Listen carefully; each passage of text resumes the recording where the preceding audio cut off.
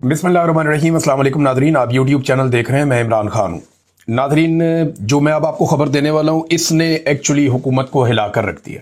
ये आप जब वीलॉग सुन रहे हैं तो आज 3 तारीख है, 3 अक्टूबर, और जो मैं बात आपको बता रहा हूँ ये 1 अक्टूबर को लेट नाइट, क्योंकि 1 अक्टूबर को ज़्यादा लड़ाई हुई थी आज़ाद कश्मीर में और गोली भी चली थी, बहुत ज़्यादा शेलिंग भी हुई थी। फिर कल का दिन जो 2 अक्टूबर का है उसमें बहुत बड़े बड़े काफिले हमने मुजफ्फराबाद की तरफ बढ़ते हुए देखे, और कल हंगामी तौर पे हुकूमती मुज़ाकराती टीमें फौरी तौर पे आज़ाद कश्मीर पहुंची और उन्होंने जो कमेटी के लोग हैं जो दूसरी जानिब से आए थे अवामी एक्शन कमेटी के, उनसे मुज़ाकरात भी किए। अब ये सब कुछ अचानक क्यों हुआ?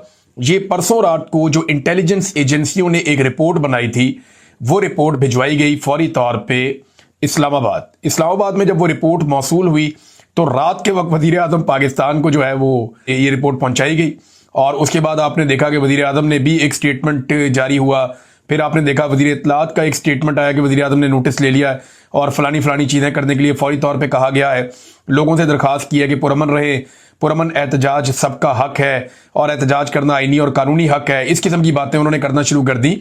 जो लोग उससे पहले धमकियां दे रहे थे, मार कुटाई की बात कर रहे थे, उससे पहले राणा सनाउल्लाह ने कहा था कि जी ये तो इंडियन एजेंट हैं, और जो टाउट्स हैं उनके जरिए से पाकिस्तान का जो एस्टेब्लिशमेंट का अपना डिजिटल मीडिया है, या एस्टेब्लिशमेंट क्यों पहचाने जाते हैं, अब सब पता है, सबको आइडिया है कि ये अकाउंट पाकिस्तान की मिलिट्री एस्टेब्लिशमेंट डील कर रही है, ये उनके ईमा पे काम करते हैं। तो उन लोगों ने ये बयानियां फैलाना शुरू कर दिया था। उनमें कुछ दानश्वर और कुछ सहाफ़ी भी शामिल कर दिए गए थे कि जनाब गद्दारियों के सर्टिफिकेट बांटे। तो जो मुहिब्बे वतन कश्मीरी है उनके ऊपर यह भी किया जा रहा था। 1 तारीख को यह सब कुछ हो रहा था। 1 तारीख पे 29, 30 तारीख, फिर 1 तारीख, इसमें बहुत ज्यादा ताकत का इस्तेमाल किया गया 3 दिनों तक। जब भरपूर ताकत का इस्तेमाल किया तो 1 तारीख को जो रिपोर्ट बनी वो रिपोर्ट भिजवाई गई, फिर वजीर आजम को होश दिलाई गई।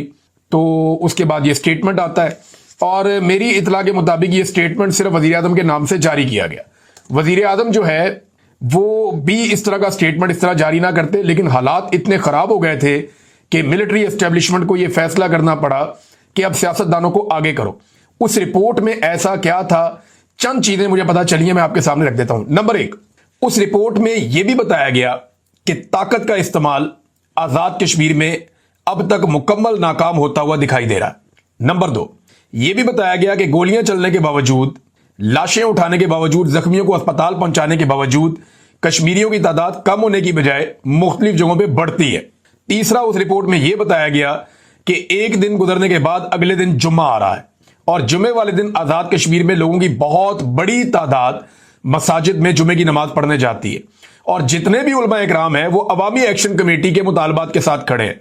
और जुम्मे वाले दिन जो तहरीक शुरू हो जाएगी या जिस तरह अवामी रद्द-ए-अमल आएगा उसको कंट्रोल करना इस वक्त हुकूमत और हुकूमती कारिंदों के लिए मुमकिन नहीं होगा। फिर इंटेलिजेंस मुकम्मल तौर पर नाकाम हो गई, वहां पे जो सिक्योरिटी फोर्सेज मुकम्मल तौर पे नाकाम हो गई। लोगों ने सिक्योरिटी फोर्सेज के लोगों को ना सिर्फ फेंटी लगाई, बल्कि जहां जगह पे लोग काबू आए उन्होंने वापसी का रास्ता दिखाया कि यहां से वापस जाओ। यानी जो बंदा सरेंडर कर देता था या पकड़ा जाता था उसको बिल्कुल आजाद कश्मीर के शहरियों ने नहीं मारा, बल्कि उन्होंने उनको रेस्क्यू भी किया। पुलिस के जवान जो शहीद हुए उनके बारे में यह क्लेम किया गया दूसरी जानिब से कि ये एफसी की या जो सिक्योरिटी फोर्सेज है उनकी फायरिंग से शहीद हुए हैं। लेकिन अब यहां से कुछ और बात की जा रही है। लेकिन उस रिपोर्ट के अंदर यह बताया गया कि कत्लो गारतगिरी जो हुई है, जितना टॉर्चर किया गया है, जितना यूज ऑफ फोर्स किया गया है, वो सारा जाया गया। अगर जुम्मे वाले दिन ये लड़ाई जुम्मे वाले दिन तक चली जाती है तो फिर इसको जीतना तकरीबन नामुमकिन हो जाएगा। और लोगों ने किया गया, लोगों ने पुलिस वालों के कपड़े उतार उतार के वहां तारों पर टांगे हुए, उनके जनाब उनका सामान छीन लिया, उनके जूते छीन लिए, उनकी पैंटें उतरवा दी, उनकी शर्टें उतरवा दी, उनका बाकी सामान जो है उनको जो जिससे मार कुटाई करते हैं वो सारा लोगों ने वहां पे पूरा एक एरिया बनाया हुआ है जहां सजाया हुआ है कश्मीर के अवाम ने, और दिखा रहे हैं सबको ये हमें मारने आए थे, देखो इनका सामान ये पड़ा हुआ और हमने इनको भेज दिया। तो कश्मीरियों ने बिल्कुल डिफरेंट तरीके से आपस में इत्तेफाक कायम रखते हुए उन्होंने मुकाबला किया, और ये निहत्ते भी थे और पुरअमन भी थे। अब क्योंकि कश्मीर एक बड़ा हसास इलाका है, मकबूजा कश्मीर का केस पाकिस्तान लगभग 75 साल से लड़ रहा है अक़वाम मुत्तहिदा में। 1948 से यह मामला पेंडिंग चला आ रहा है, और अक़वाम मुत्तहिदा के अंदर 48 में एक जंग भी हुई थी पाकिस्तान इंडिया की, और जो कश्मीर आजाद है ये मुजाहिदीन ने आजाद करवाया था। कश्मीर के लोगों ने खुद जोर लगाया था, बहुत सारे मुजाहिदीन खैबर पख्तूनख्वा से गए थे, तब ये जितना इलाका आजाद है ये आजाद हुआ था। اب پاکستان کا مقدمہ مقبوضہ کشمیر کا ہے، اگر یہاں پہ بھی اسی طرح کے حالات مزید پیدا ہو جاتے ہیں تو پاکستان کے اس مقدمے کا بھی بیڑا غرق ہو جائے گا اور پاکستان کی بڑی عالمی سطح پہ بدنامی بھی ہو جائے گی، اور پھر کشمیر کو پاکستان کے ساتھ جوڑ کر رکھنا بھی ایک مشکل چیز بن جائے گی۔ پھر یہ جو قتل و غارت گیری ہو رہی ہے، اس کے نتیجے میں یہ بھی بتایا گیا رپورٹ کے اندر کہ کشمیریوں کے اندر نفرت بڑھتی چلی جا رہی ہے اور وہ اب ایسے نعرے لگا رہے ہیں جو سیکورٹی فورسز کے خلاف ہیں، اور آنے والے وقت میں وہاں پہ سیکورٹی فورسز کے لیے مشکلات کم نہیں ہوں گی، بہت بڑھتی چلی جائیں گی۔ اب جب ان ساری چیزوں کو اکٹھا کر کے پہنچایا گیا تو پرسوں رات کو پہلا سٹیٹمنٹ آتا ہے، حکومت کی جانب سے پینترا چینج کیا جاتا ہے۔ اگلے دن یعنی کل رانا ثناء اللہ صاحب کا سٹیٹمنٹ آتا ہے جو ایک دن پہلے کہہ رہے تھے کہ جناب یہ تو غدار ہیں، انڈیا کے ساتھ ملے ہوئے ہیں، اور اگلے دن سٹیٹمنٹ آتا ہے کہ نہیں یہ تو ہمارے بھائی ہیں، ہمدردی ہمیں ان سے پیار ہے۔ خواجہ آصف کا بڑا سب کا، خواجہ سعد رفیق کا، سب کے میٹھے میٹھے سٹیٹمنٹ آتے ہیں، اور جو لوگ کشمیری ہیں پی ایم ایل این میں ان کو استعمال کیا جاتا ہے کہ جناب فوری طور پہ جائیں اور جاگے کچھ نہ کچھ کر کے مذاکرات کریں اور جمعے سے پہلے معاملات کو طے کر لیں۔ اب معاملات جب طے کرنے کے لیے یہ لوگ بیٹھتے ہیں تو پہلے تو جو مذاکراتی کمیٹی ہے دوسری جانب سے، مظاہرین کی جانب سے، انہوں نے کچھ چیزیں طے کر لی۔ انہوں نے کہا جی وزیر اعظم آزاد کشمیر کو شامل نہ کیا جائے، وہاں وزیر داخلہ کرنل ریٹائر وقار نور ہے اس کو بھی شامل نہ کیا جائے، ممتاز راٹھور کے لوگ بہت خلاف تھے۔ پھر انہوں نے کہا جی ہمارے جو قاتل ہیں نا، جن لوگوں نے ہمیں قتل کیا ہے، احکامات جاری کیے، وہ مذاکراتی میز پر نہیں بیٹھیں گے۔ پھر انہوں نے کہا جی جو پروپیگنڈا ہمارے خلاف کیا گیا کہ ہم پاکستان کے خلاف ہیں اور انڈیا کے ایجنٹ ہیں، اس کا بھی ہم جواب مانگیں گے۔ تو اس قسم کی بہت ساری چیزیں جو ہیں وہ انہوں نے طے کی، یعنی مسلم کانفرنس کی طرف سے جو فائرنگ ہوئی، اور اس کے بعد جو قافلوں کے اوپر جو اسلحہ لے جانے کا ایک جھوٹا الزام لگا کہ لوگ مسلح تھے، ان ساری چیزوں پہ انہوں نے کہا جی کہ ہم جواب مانگیں گے، بھارت قاتل ہے، ہمیں بھارتی ایجنٹ کہنا سنگین اور ناقابل قبول الزام ہے۔ یہ انہوں نے پہلے طے کر دیا تھا آپس میں۔ اب سوراب برکت صاحب نے جو نیوز دی ہے، ان کی اطلاع کے مطابق جو حکومت کے اور مذاکراتی کمیٹی کے بیچ میں، جو عوامی ایکشن کمیٹی ہے، ان کے بیچ میں جو بات چیت ہوئی ہے، اس میں جو چیزیں طے ہوئی ہیں وہ کیا ہے میں آپ کو بتا دیتا ہوں۔ نمبر ایک، جو 12 سیٹیں ہیں جن کا پھڈا ہے اصل میں، جن کے ذریعے سے اسٹیبلشمنٹ کنٹرول کرتی ہے آزاد کشمیر کی پوری انتظامیہ کو اور پوری حکومت کو، وہ 12 سیٹوں کے فنڈ فوری طور پہ روک دیے جائیں گے، نمبر ایک۔ نمبر دو، ان کی وزارت 2 تک محدود کر دی جائے گی۔ نمبر 3، ان کے خاتمے کے لیے ایک کمیٹی بنائی جائے گی جس میں عوامی ایکشن کمیٹی کا ایک ممبر شامل ہوگا، یعنی ان 12 سیٹوں کو اب ختم کر دیا جائے گا اور اس کے لیے پہلے ایک کمیٹی بنائی جائے گی۔ ان سیٹوں کا آئندہ وزیر اعظم کے انتخاب سے کوئی تعلق نہیں ہوگا، یعنی اگر یہ سیٹیں رہیں گی تو وزیر اعظم کا انتخاب نہیں کر سکیں گی، یہ نہ یہ حکومت گرا سکیں گے نہ یہ حکومت بنا سکیں گے۔ ایک سمبولک ویلیو کے طور پہ ان کو رکھنا ہے تو آپ رکھ لیں۔ اسی طرح مراد فوری طور پہ کم کی جائیں گی جو مراد دی جاتی ہیں، اور باقی مطالبات بھی پھر ساتھ ساتھ مان لیے جائیں گے۔ اب یہ سوچ موجود ہے کہ عوامی ایکشن کمیٹی اب آپس میں فیصلہ کرے گی اور پھر مذاکرات آگے بڑھیں گے۔ یہ ڈیولپمنٹ ہوئی ہے اور ابھی تک دونوں کے بیچ میں دوبارہ مذاکرات کب ہونے ہیں میرے پاس اس کے بارے میں انفارمیشن نہیں ہے، کیونکہ حکومت نے کچھ چیزیں تسلیم کی ہیں، کچھ چیزیں ریکویسٹ کی ہیں۔ اب وہ باتیں جو ہے وہ دوبارہ بیٹھیں گے عوامی ایکشن کمیٹی کے لوگ، اور وہ بیٹھے بھی ہیں، وہ کیا چیزیں طے کرتے ہیں اس وقت میرے پاس، کیونکہ وہاں ڈیولپمنٹ نہیں آئی تو ابھی جب میں ریکارڈ کر رہا ہوں اس کے بارے میں مجھے نہیں پتا، لیکن یہ ذرائع سے خبریں آئی ہیں، میں نے آپ تک پہنچا دی ہیں۔ تو یہ جو ایک انٹیلیجنس کی رپورٹ آئی حکومت کے پاس اور اسلام آباد میں پہنچی، اس نے سب کو ہلا کر رکھ دیا اور طاقت وہاں پہ ناکام ہو گئی تھی۔ جوائنٹ عوامی ایکشن کمیٹی ایک اور بات کہتی ہے، مراد کے بارے میں وہ یہ بتاتے ہیں کہ جی اسمبلی کے 53 ممبرز ہیں، وزیر ان میں سے 34 ہیں، یعنی 53 کی ٹوٹل اسمبلی ہے، ایک کو اپوزیشن میں ڈال دیتے ہیں اور 34 اس کے اندر وزیر ہیں اس وقت، 10 اس کے اندر مشیر ہیں اس وقت، وزیر اعظم اور صدر 2 بیچ میں یہ بھی شامل ہیں۔ تو جو لگ بھگ 100 کے قریب لوگ ہیں جو بڑی بونچ کر رہے ہیں اس وقت آزاد کشمیر میں، اور اب جو 310 ارب روپے کا ان کا بجٹ ہے اس میں سے یہ لوگ بتاتے ہیں کہ بجٹ کا ایک بڑا حصہ جو کہ 62 ارب روپے بنتا ہے وہ ان لوگوں پہ خرچ کر دیا جاتا ہے، یعنی اگر ان 100 لوگوں پہ تقسیم کریں تو 62 کروڑ روپیہ فی شخص سالانہ خرچ کیا جاتا ہے۔ یہ مراد یافتہ لوگ جو ہیں یہ اتنے طاقتور لوگ ہیں، یہی پیسہ اگر عوام پر خرچ کیا جائے تو آزاد کشمیر کے ہر ضلع کو 6.2 ارب مزید مل سکتا ہے، جس سے وہاں کی عوام کی قسمت بدل سکتی ہے، اور یہ پیسہ عوام کو ملنا چاہیے۔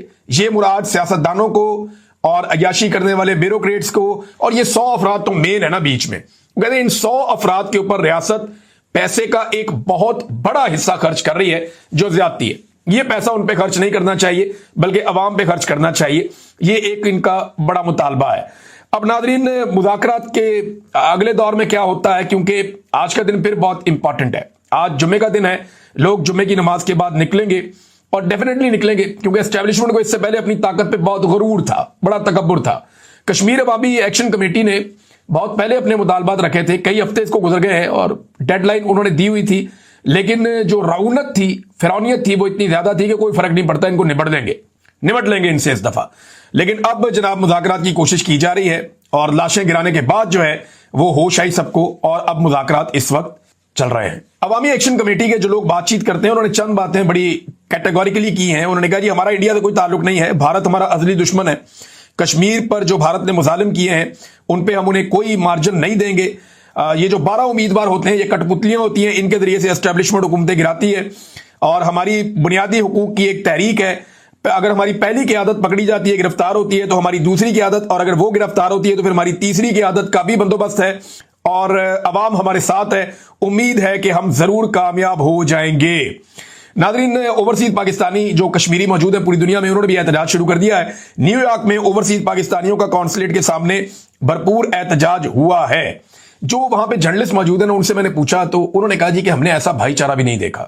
پاکستان میں اگر لوگ ایسے احتجاج کریں تو اسٹیبلشمنٹ سے بہت جلدی وہ جان چھڑا سکتے ہیں. غیر قانونی اور غیر آئینی جو کردار ہے پاکستان کی ملٹری اسٹیبلشمنٹ کا, اس کو سیاست سے نکال کے باہر پھینک سکتے ہیں اگر پاکستان کے اندر بھی عوام ایسا بھائی چارہ دکھائیں. بالکل ویسا بھائی چارہ جیسا زمان پارک میں عمران خان صاحب کے گھر کے باہر لوگ اکٹھے ہوتے تھے اور وہ ایک دوسرے کو بچاتے تھے, ایک دوسرے کو پروٹیکٹ کرتے تھے. جیسے لوگ عمران خان کے ساتھ اکٹھے ہوتے تھے ویسا بھائی چارہ کشمیر میں دیکھا گیا. لیکن بروٹل یوز آف فورس کے باوجود یہ لوگ پیچھے نہیں ہٹے. یہ بہت بڑا فرق ہے. جس کو جو کام ملتا ہے وہ بتا رہے ہیں آزاد کشمیر میں وہ کرتا ہے پوری ذمہ داری کے ساتھ, اور ہر آدمی کو لگتا ہے کہ اس کی رسپانسبلٹی اور اس کو فکر ہے کہ یہ تحریک ہر حال میں کامیاب ہونی چاہیے. اور شعور اس میں ایک بہت بڑا ریزن ہے, لوگوں میں شعور ہے, لوگ پیچھے ہٹنے کے لیے تیار نہیں ہیں. ناظرین ایک چیز میں آپ کے سامنے رکھنا چاہتا ہوں, اور یہ چیز پاکستان تحریک انصاف کے حوالے سے ہے. تحریک انصاف زیادہ تر تحریک انصاف کو ہی نقصان پہنچاتی ہے. ان کی زیادہ تر آپس میں لڑائی چل رہی ہے. میں اس لیے ان پہ تنقید کر رہا ہوں کہ یہ ایک اپوزیشن پولیٹیکل پارٹی ہے, اور اپوزیشن کو ہر ایشو کے اوپر حکومت کو ٹف ٹائم دینا ہوتا ہے تاکہ حکومت کی اکاؤنٹیبلٹی ہوتی رہے. اب کشمیر میں ظلم اور بربریت ہے, عملی طور پہ پاکستان تحریک انصاف نے کیا کیا؟ صرف سٹیٹمنٹ جاری کیے. غزہ میں سمود فلوٹیلا پر حملہ, اس کے اوپر پاکستان تحریک انصاف نے کیا کیا؟ اسرائیل کے ساتھ خفیہ معاملات کرنے پر جو اس وقت کی حکومت نے کیے اس کے اوپر جناب پاکستان تحریک انصاف نے کوئی عوامی سطح کا رد عمل نہیں دیا. حتیٰ کہ خیبر پختونخوا میں ڈرون حملوں, ملٹری آپریشن اور جیٹ طیاروں کی بمباری پر بھی صرف عوام کو امدادی رقم پاکستان تحریک انصاف کی وہاں کی حکومت نے دی. پاکستان تحریک انصاف نے عملی طور پہ ان عوامی ایشوز کے اوپر پوری طرح سے آواز نہیں اٹھائی. چاہے کرپشن کا معاملہ ہو, چاہے چینی میں کرپشن ہو, چاہے آٹے میں گندم میں کرپشن ہو, چاہے سیلاب زدگان کی مدد کا معاملہ ہو, چاہے کشمیر کا معاملہ ہو, چاہے غزہ کا معاملہ ہو, چاہے اسرائیل کے ساتھ خفیہ ملاقات یا چیزیں طے کرنے کا معاملہ ہو. ابھی میں آپ کو ایک خبر دوں گا آگے, عائشہ صدیقہ صاحبہ نے ایک بڑی خبر بریک کی ہے, بہت بڑا انکشاف کیا ہے, وہ انکشاف میں آپ کے سامنے رکھوں گا. اب یہ ساری چیزیں پاکستان تحریک انصاف کو عوامی پارٹی کے طور پہ باہر نکل کے عوام کے اندر اس کے اوپر آواز اٹھانی چاہیے تھی, لیکن تحریک انصاف نے انفارچونیٹلی ایسا نہیں کیا. حالانکہ سب سے بڑی پولیٹیکل پارٹی ہے, سب سے زیادہ سپورٹ ان کے پاس ہے, لیکن ان معاملات پہ بھی وہ پیچھے رہے. اب مولانا فضل الرحمان صاحب نے اس پہ احتجاج کا اعلان کیا. انہوں نے کہا جی جمعے کی نماز کے بعد مولانا فضل الرحمان صاحب کی پارٹی جو ہے, یہ جو غزہ کے اندر سمود فلوٹیلا کے اوپر جو اٹیک ہوا جس میں ہمارے سینیٹر مشتاق احمد صاحب بھی موجود ہیں, تو اس حوالے سے مولانا فضل الرحمان صاحب نے احتجاج کا اعلان کیا. حالانکہ اپوزیشن پارٹی پاکستان تحریک انصاف ہے, اس کو یہ اعلان کرنا چاہیے تھا, انہوں نے اعلان نہیں کیا. اسرائیل نے تمام یرغمالیوں کو ڈپورٹ کرنے کا فیصلہ کیا ہے. مبینہ طور پہ جو لوگ حراست میں لیے گئے ہیں ان لوگوں کو اسرائیل ڈپورٹ کرے گا اور یورپ کی طرف ڈپورٹ کرے گا. ابھی تک جو اطلاع ہے وہ یہ آئی ہے, اللہ رب العزت ان سب لوگوں کو اپنے حفظ و امان میں رکھے. انہوں نے اپنی جان پر کھیلتے ہوئے ایک بڑا قدم اٹھایا تھا. عائشہ صدیقہ صاحبہ نے ایک بڑی خبر بریک کی ہے, وہ میں آپ کے سامنے رکھتا ہوں. یہ بڑی انٹرسٹنگ خبر ہے, آپ سنیں گے تو آپ بھی حیران ہو جائیں گے کہ یہ پاکستان میں چل کیا رہا ہے. عائشہ صدیقہ صاحبہ بتاتی ہیں کہ جو شمع جنیجو صاحبہ نامی جو خاتون ہے ان کو ساتھ لے جانے کا مقصد یہ پیغام دینا تھا کہ 1 مہینہ پہلے پاکستان میں کچھ لوگ آئے تھے جو امریکہ میں اسرائیل کا سودا بیچتے ہیں. یہ ذرا غور سے سننا ہے آپ نے. عائشہ صدیقہ صاحبہ کہہ رہی ہے میں نام نہیں لیتی, یہ شمع جنیجو صاحبہ کو لے جا کر بھی اسرائیل کو ایک پیغام دیا پاکستان نے کہ UN میں دیکھیں ہم اس کو ساتھ لے کر آئے جو آپ کو تسلیم کرنا چاہتے ہیں. یہ اسرائیل کو پاکستان نے پیغام دیا عائشہ صدیقہ صاحبہ کے حوالے سے یہ میں بات کر رہا ہوں. اور یہ ہمیشہ ملٹری اسٹیبلشمنٹ کے حوالے سے بڑی باخبر خاتون ہے. انہوں نے باقاعدہ کتابیں لکھی ہیں.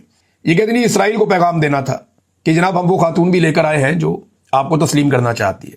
1 مہینہ پہلے پاکستان میں کچھ لوگ آئے جو امریکہ میں اسرائیل کا سودا بیچتے ہیں. وہ مختلف مدرسوں میں اور مذہبی تنظیموں سے ملتے رہے. یہ مولوی بلا وجہ چپ نہیں ہے. یہ عائشہ صدیقہ صاحبہ کہہ رہی ہیں کہ بندے آئے تھے کام ڈال کے گئے ہیں, اور کام کیسے ڈلتا ہے یہ ہم سب جانتے ہیں.